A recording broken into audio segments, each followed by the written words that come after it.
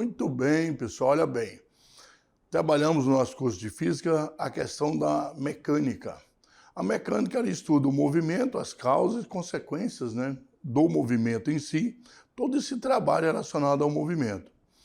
Agora nós vamos ver nessa aula uma outra parte da física, do estudo de física, que entra a força gravitacional, entra a questão que nós estudamos da gravidade, mas relacionados aí, na verdade, com o sistema solar.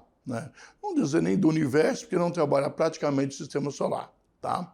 Apesar de ser uma das leis também elaborada por Isaac Newton, que elaborou as 3 leis da mecânica, Vamos lá então para a nossa aula de hoje falar sobre a gravitação universal. A gravitação universal, um grande cientista que, apesar da lei ser elaborada por Isaac Newton, ele elaborou as leis relacionadas à gravitação, foi Kepler. Nós temos também 3 leis, Lá tinha as 3 leis da mecânica, sobre força, movimento, de Isaac Newton. Agora nós temos 3 leis da gravitação universal, que é elaborada por esse cientista chamado Kepler.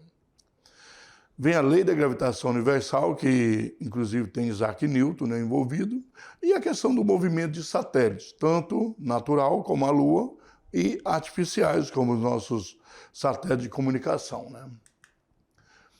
Então, vamos falar só um pouquinho de Kepler.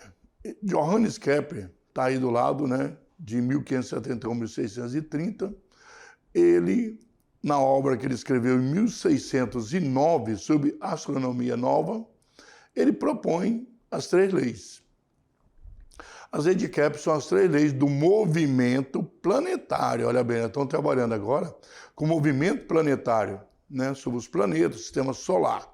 E definidas por Kepler, um matemático e astrônomo alemão. Essas leis foram a principal contribuição de Kepler à astronomia e à astrofísica.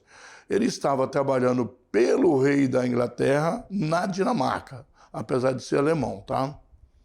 Kepler abriu caminho para os estudos de Isaac Newton. Então, com isso aí, Isaac Newton vai e monta a lei da gravitação universal com todo o trabalho de Kepler. Então, vamos falar um pouquinho sobre as leis de Kepler, Essas 3 leis aí. São quantas? Bom, já vimos que são 3 leis, Assim como na mecânica, as 3 leis de Newton, embasa aí o equilíbrio das forças, embasa também a inércia, e o princípio fundamental da dinâmica. Kepler também elaborou 3 leis sobre o movimento planetário.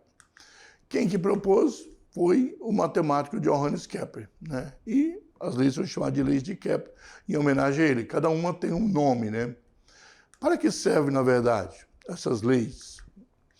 Elas regem os movimentos dos planetas do sistema solar, olha bem, pessoal, do nosso sistema, Seguindo o modelo heliocêntrico, o Sol no centro.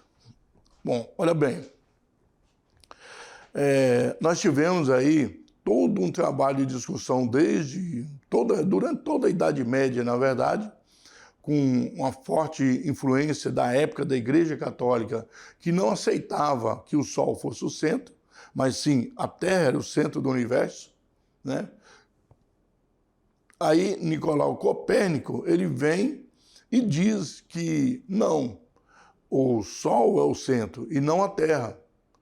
E todos os planetas giram em torno do Sol em órbitas circulares. Antes a Terra, todos os outros em volta da Terra em órbitas circulares. Nicolau Copérnico estava na Polônia, não só foi efeito da Igreja Católica, mas muitos outros. Giordano Bruno, um padre, em Roma, ele começa, também os padres trabalhavam, na área da ciência, porque estudavam, e ele defende que o Sol é o centro. Inclusive, ele é excomungado e morto, pela Santa Sé, e só depois de João Paulo II, o Papa João Paulo II, é que faz essa correção sobre Giordano Bruno. Giordano Bruno não estava errado, mas a Santa Sé da Igreja Católica não aceitou. Então ele é morto pela Igreja Católica por ser um padre. Galileu Galilei também, nós já falamos em nossas aulas aqui, Galileu Galilei defendia que, na verdade, o Sol era o centro e não a Terra. E aí ele teve que ir perante a Santa Sé e negar. O padre Giordano Bruno também teve um pouquinho dessa, digamos, chance, né, de negar. Só que ele não quis negar. Galileu Galilei diz que nega. Tem até uma brincadeira que diz assim, não, o que eu disse sobre a Terra, na verdade, a Terra é o centro. Aí ele fala baixinho assim, mas na verdade é o Sol. Claro que deve ser brincadeira, histórias, né? Mas aí eles diz lá perante a Santa Sé que estava errado, aí ele é liberado pela igreja, né? Tem uma punição, todas as cartas dele são a partir daquele momento vistas pela Igreja Católica, que ela mandava na Europa toda. Mas aí Nicolau Copérnico não tem isso, ele fala, ninguém ouve. Mas Johannes Kepler também tem uma influência política, na verdade, porque o rei da Inglaterra, ele monta a igreja anglicana para se opor à igreja católica. E como ele tem forte influência sobre a Dinamarca, cuida desse negócio, das terras da Dinamarca na época, tinha influência muito grande, o rei, se eu não me engano, Henrique VII, deve ser, tá? Ele, por ter brigado com a igreja católica, fundado a igreja anglicana, ele leva Johannes e deixa Johannes escrever tudo o que ele sabia e que contestava a igreja católica, né? Então, tudo é uma questão política. Essas leis são elaboradas nessas condições de um país, que é a Inglaterra, que se opõe à Igreja Católica na Europa naquele momento. Tá? É um período da Idade Média chamado de período das trevas para a ciência, né? Que a ciência não poderia progredir. Então, vamos lá. Depois dessa explanação toda de história aí, que o professor Beto é muito melhor para explicar, né? Esse modelo heliocentro. Hélios, em grego, quer dizer sol. Cêntrico, quer dizer o sol é o centro, né? Antes a Terra é considerado o centro, chamado geocentrismo. Geo de terra e centrismo de centro. Então, com tudo isso, a primeira lei de Kepler vem ser estabelecida. Ele diz o seguinte, qualquer planeta gira em torno do Sol, está falando dos planetas do Sistema Solar, descrevendo uma órbita elíptica. Isso aqui é importante, pessoal, porque a órbita elíptica, ela não é circular, tá? Então é uma órbita elíptica. Olha bem, a órbita elíptica é isso aqui, ó, aproximadamente. Ela tem 2 centros, tá? E aqui, se você traçar uma linha média aqui, né? Você tem, aqui nós chamamos esse centro de foco. Tá? E o planeta Terra teria que ficar o Sol aqui, e todos os planetas giravam em torno do Sol, só que o Sol ia ficar num canto e não no meio. Então, se você analisar bem o sistema, ele é um sistema diferente, onde os planetas giram em torno do Sol, mas numa órbita elíptica, tá? Então, o Sol está aqui, eles fazem isso, né? Os planetas, né? Então, e o Sol não fica, na verdade, no centro, ó, fica um pouco deslocado. Claro que eu não estou desenhando direitinho aqui, vocês vão me perdoar, tá bom? Só para explicar, para explanar. Então, olha bem, essa é a primeira lei. O Sol ocupa um dos focos, né? Olha aí, foi chamada então de lei das órbitas. A gente chama de primeira lei de Kepler, mas lei das órbitas. O que é uma órbita? Órbita é o movimento que o planeta faz em torno do Sol quando está girando, fazendo o seu momento de translação.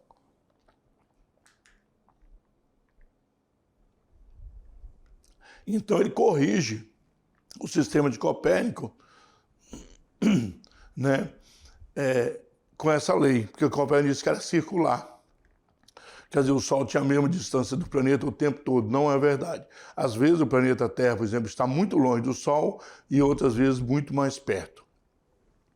É importante entender, pessoal, o seguinte, olha bem, o fato de o Sol estar mais perto não é porque é o verão não, tá? Às vezes tem essa confusão, se o Sol está mais perto, está mais quente, quando está mais longe, está mais frio. Não é isso, tá? Como é a órbita elíptica, e nós vamos falar sobre uma outra relação aqui da velocidade, não é o fato de estar mais perto é verão. Por quê? Até porque na Terra, quando é verão, por exemplo, no hemisfério sul, é inverno no hemisfério norte, é o oposto. Então não pode um lado da Terra estar perto e o outro lado está do outro lado do sistema, metade da Terra, né? A gente podia andar de avião de um para o outro, que a distância é enorme, certo? Não tem nada a ver com verão e inverno. As 4 estações do ano, a gente trabalha de outra maneira, podemos explicar mais tarde aqui, vamos falar das leis primeiro, tá bom? Vamos lá então. Ok? Vamos lá, pessoal? Então ele concluiu que realmente os planetas se movem em torno do Sol, mas as suas órbitas são elípticas e não circulares, como estava dizendo Copérnico. Então ele corrige essa relação aqui com Copérnico. Além disso, Kepler verificou que o Sol está em um dos focos da elipse. Vou mostrar melhor para vocês aqui o desenho. Olha aqui, o Sol não está na metade aqui, está em um dos focos. Tem 2 focos, é como se fosse 2 circunferências que se juntam, né? Alongadas, 2 parábolas. Então o planeta está aqui, vai ter uma época do ano que ele está mais perto e a outra época do ano ele está mais longe. Lembrando que isso aqui não é verão só porque está aqui, tá bom? Verão, inverno, tem nada a ver com isso, tá? E o fato de estar mais perto também, a quantidade de sol que recebe é a mesma. Não muda a quantidade de sol por cada, vamos explicar melhor daqui a pouco, por cada metro quadrado, tá? Aí vem a segunda lei de Kepler que começa a explicar essa relação.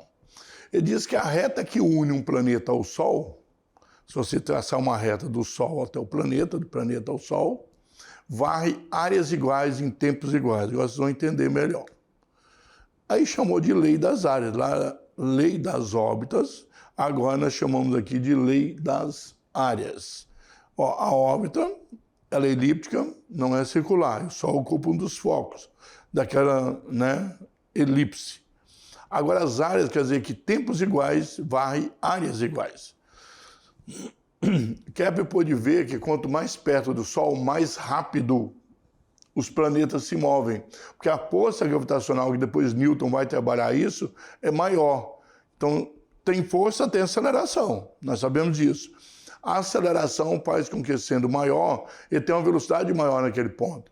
Então, quanto mais longe do Sol, mais lentamente ele se move. Se move lentamente longe e se move rápido perto do Sol. Dependendo da distância que um planeta dista do Sol, a velocidade do movimento será diferente. Então aqui vocês começam a compreender que o fato de estar perto do Sol ou longe, por exemplo, dá uma olhadinha aqui, pessoal. Por exemplo, se você estiver lá, olha bem, perto de uma fogueira, se você passar rápido perto da fogueira, pode passar bem perto dela.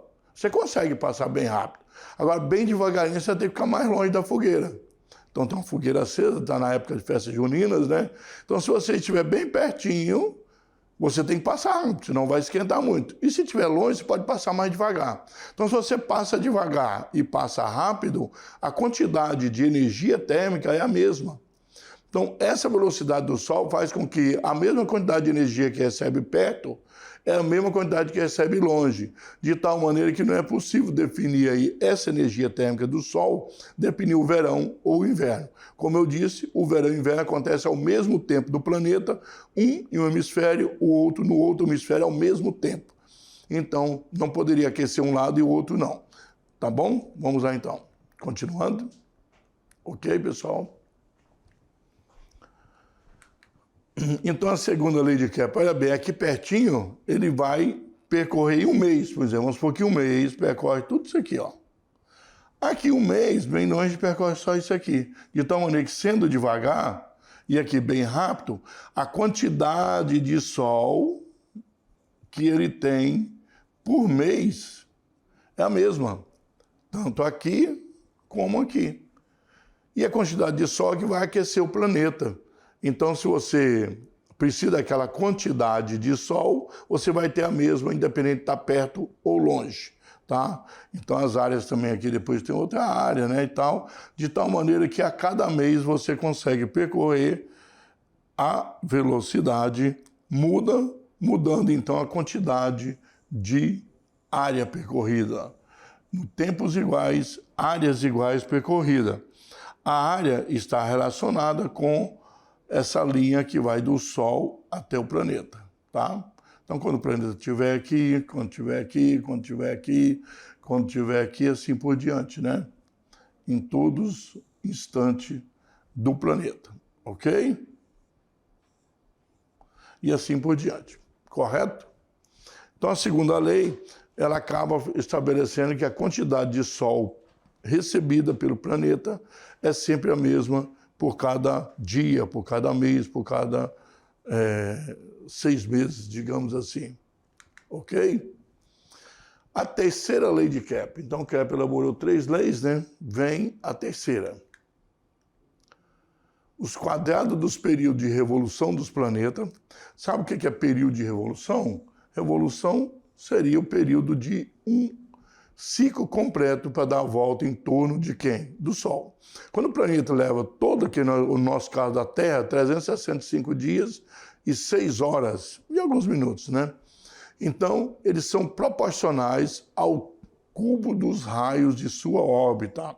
Agora tem que fazer o raio da órbita relacionando aí a distância média que tem do planeta até o Sol.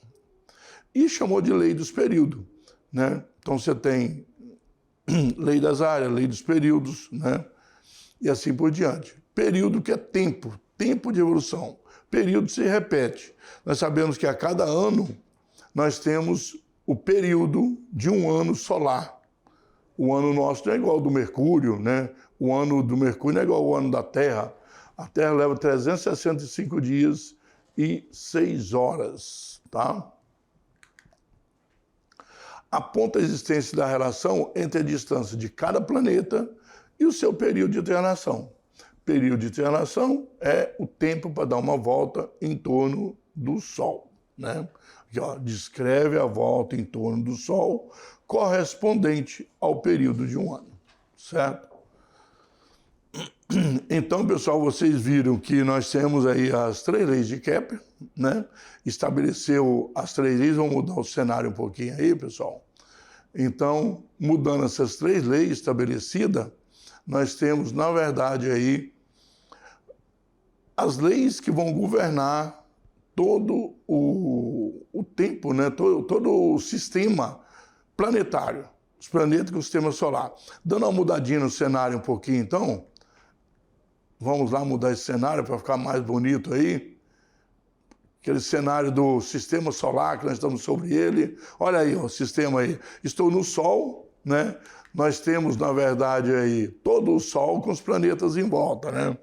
Claro que aqui o cenário colocou conforme Copérnico. Estão todos aí em circunferências, né? Sendo que, na verdade, são elipses, correto? Bom, mas aí vocês viram que o nosso cenário está representando hoje aqui nosso estudo sobre a lei da gravitação universal, ok? Então, voltando lá, dar uma olhadinha sobre as leis, matematicamente, a terceira lei de Kepler era descrita da seguinte maneira. O quadrado do período de revolução, o tempo para dar uma volta em torno do Sol, quadrado, é igual ao cubo dos raios médios. Então, raio médio eleva ao cubo e você tem aí uma divisão que vai te dar uma constante. O T, aqui é o tempo de translação do planeta, o R é o raio médio das órbitas planetárias e o K é a constante que depende da massa do Sol, né? Mas, dá uma olhadinha aí, ó. Olha aí, ó. Vários planetas, os períodos de evolução, o raio da órbita e a relação. Quando você divide, eleva ao quadrado, eleva o raio ao cubo e divide, acha uma constante.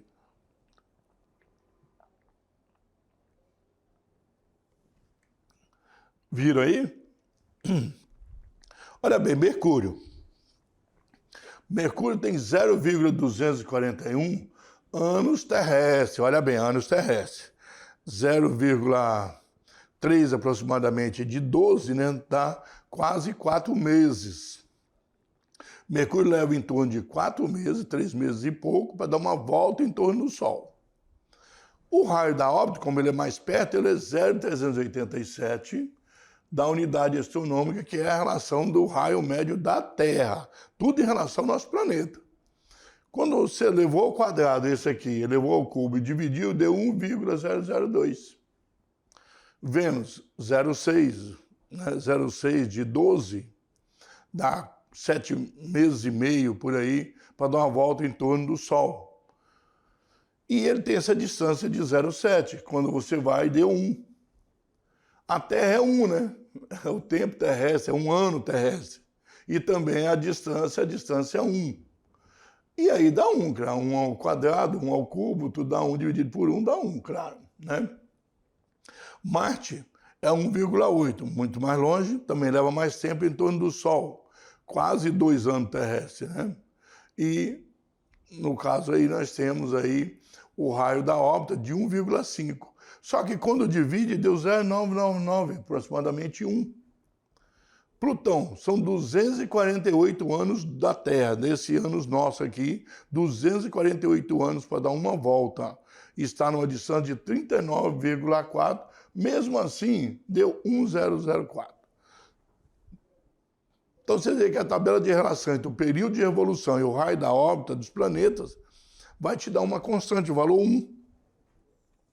Esse valor 1 está relacionado com o quê? Tomando aqui a Terra como referência, anos terrestres e distância do Sol. Quer dizer, está 1,5 mais longe, está 39 vezes mais longe do Sol do que a Terra, está só 0,4, né, da distância da Terra, quer dizer, 40% da distância da Terra, 72% da distância da Terra. Mas, de qualquer maneira, quando você faz esses cálculos, você encontra esse valor de 1, certo? Então, mostra que essa relação realmente é verdadeira.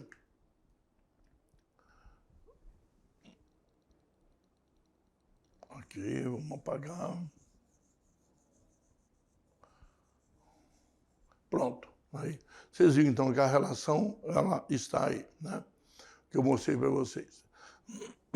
Sendo que as respostas, então, aplicadas na equação são todas aproximadas de 1, nós vimos a tabela aí, né, anterior. Portanto, a razão entre os quadrados dos períodos de alternação dos planetas e os cubos dos respectivos raios médios das órbitas será sempre constante. Lembra que o planeta está perto do Sol, depois longe. Você fazendo uma média desses raios, você encontra um raio médio, tá?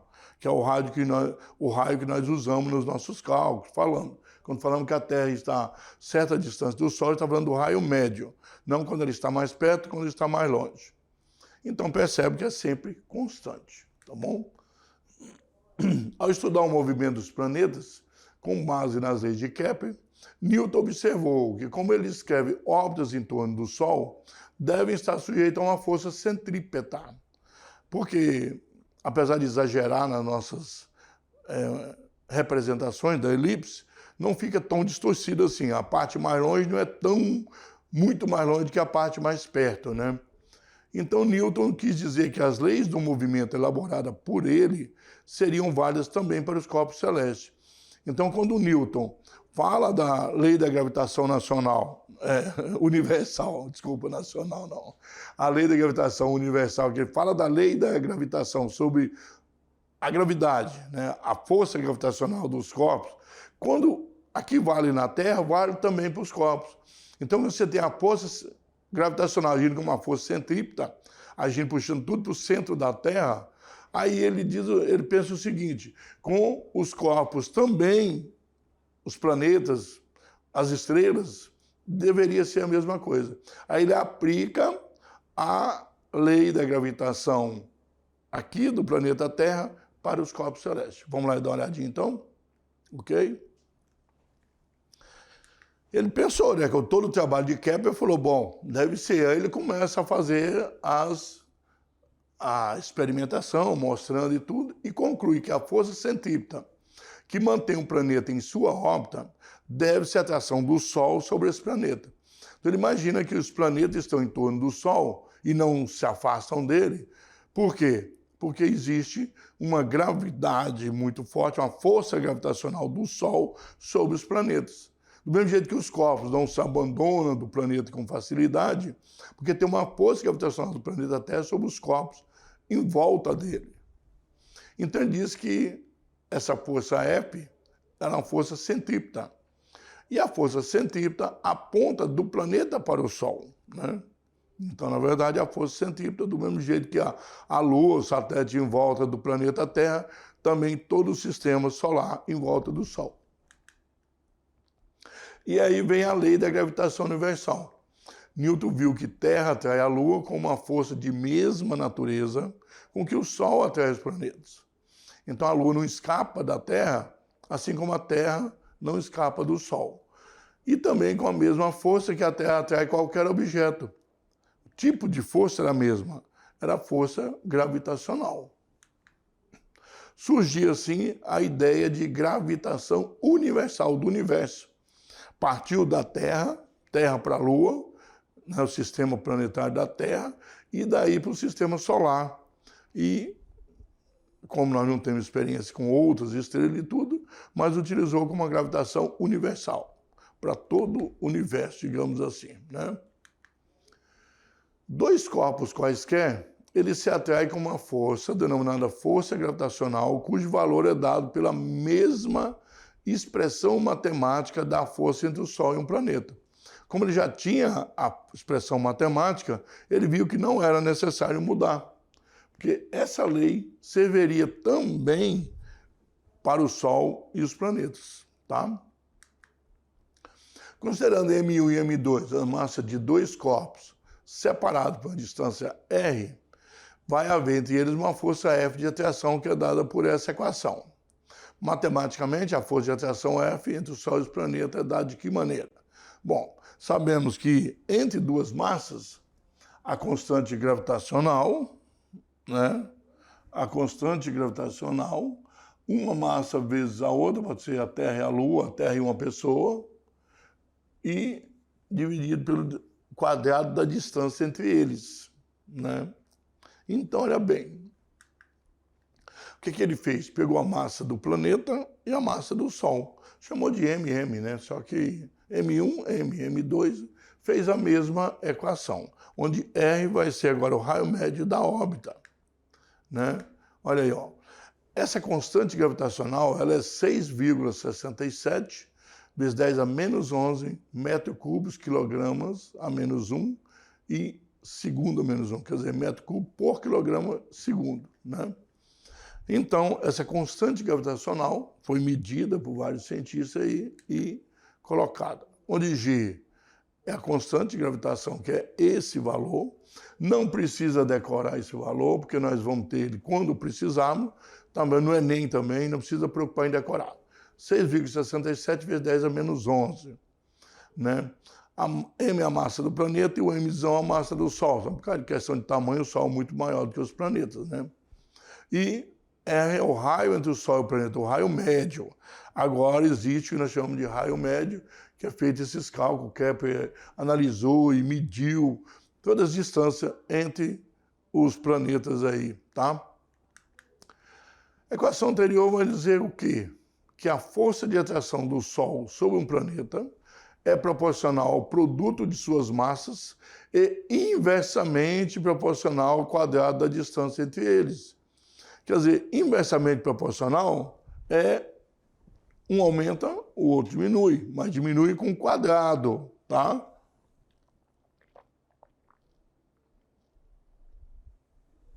Se a força aumentar 2 vezes, é porque a distância diminuiu 4. Se a força diminuir 3 vezes, é porque a distância aumentou 9. É o quadrado, tá? Aí o saudoso professor McEnroe, né? Você sabe o que é um satélite? Olha bem. Bom, vamos à definição. Podemos definir satélite como um objeto que se move ao redor de um planeta, descrevendo trajetórias elípticas ou circulares. Se o objeto mover ao redor de um planeta, descrever trajetórias elípticas ou circulares, porque como é muito perto, pode ser circulares, né? Que não altera. Nós teremos, então, um satélite, tá? A Lua é um satélite, só que natural. A Lua é um satélite natural, né? Não foi feito pelo homem. Mas existem os satélites artificiais, produzidos por nós, né? Então, nós, seres humanos, podemos produzir satélites de comunicação, tem uns satélites aí militares, né? Tem os civis e os militares. Os militares para mandar informações ao país, né, sobre situações no planeta dos inimigos deles, né, daquele país. E os civis são aqueles utilizados para sistema de transmissão de dados, né? Nós temos hoje todo o sistema de satélite para televisão, internet, etc. O movimento do satélite ao redor de um planeta vai obedecer às leis de Kepler e à gravitação universal. Então você pode ver que não muda. Nós temos aí o satélite, Mzinho, e Mzão, no caso, o planeta, qualquer que seja o planeta, tá? Isso funciona também quando as naves, né, vão liberar algum objeto e passam sobre os planetas, a Lua, Marte, e ficam lá para liberar, elas precisam obedecer essa lei. Só que lá elas não ficam fixas, né? E elas giram por um tempo e depois saem de novo de órbita. A figura mostra um satélite em órbita circular em torno de um planeta, tá? No caso da Terra, pode ser a Lua, pode ser um satélite de comunicação e assim por diante. Considerando o planeta da figura com massa M, Mzão, e um satélite de massa Mzinho, em órbita circular de raio R, em torno desse planeta, podemos obter a velocidade do satélite com a lei da gravitação universal e uma expressão para o período do satélite através da terceira lei de Kepler. Então, você vê, nós podemos analisar. Ó. A força de atração gravitacional entre o satélite e o planeta é centrípeta. Assim, podemos obter duas equações. Essa equação da gravitação universal e essa da força centrípeta, né? Sendo as duas forças iguais, já que a força centrípeta é igual à força gravitacional, a força que faz girar em torno ali é a força gravitacional, podemos igualar as duas equações, como F gravitacional é igual a F centrípeta. Então, vê que aqui só depende do satélite, e aqui do planeta e o satélite. Mas eu posso cortar M, né, com M. Você vê que podia cortar aqui mesmo, ó, certo? Mas, na verdade, mudou de lado. Esse R ao quadrado aqui, ele corta o R, mas sobra um R, né? A gente sabe porque diminui os expoentes. Então, a velocidade foi separada aqui, porque eu quero a velocidade do satélite. O que eu tenho? GM e um R só que sobrou. Como aqui está o quadrado, eu passo para o lado da raiz quadrada. Então, a velocidade de um satélite é igual a G vezes M sobre R. G é 6,67, vezes 10 a menos 11, já está lá. M é a massa do planeta e R é a distância que você quer colocar o satélite. Aí você sabe, na verdade, qual é a velocidade que você precisa lançar para ele ficar naquela distância. Vou lançar um satélite de comunicação. Eu preciso saber com que velocidade ele seja lançado, porque depois ele continua com aquela velocidade escalar, né? Só muda vetorialmente porque ela muda de direção, que é a força centrípeta. E aí você consegue lançar o satélite. Para calcular o período do satélite, que é o tempo que leva a dar uma volta ao redor do planeta, eu posso utilizar a expressão do MCU, do momento circular uniforme. Lembra que ômega é 2π sobre t, uma volta completa, V é ômega R, né? Então, como V é ômega R, V ao quadrado é ômega R ao quadrado, certo? Substituindo ômega por 2π sobre t, eu tenho 2π ao quadrado dá 4π ao quadrado, o R ao quadrado, o t ao quadrado. Posso cortar um R... Não, o R passa para o outro lado, vai ser o cubo, desculpa. Aqui ele está cruzado, vai ser o cubo, né? Então você tem que o período é 4π ao quadrado, R ao cubo, G vezes M, porque eu quero que dê uma volta na Terra na mesma velocidade que a Terra dá uma volta para ele ficar parado em relação. Então eu tenho que definir o período. Com o período eu defino a velocidade, certo?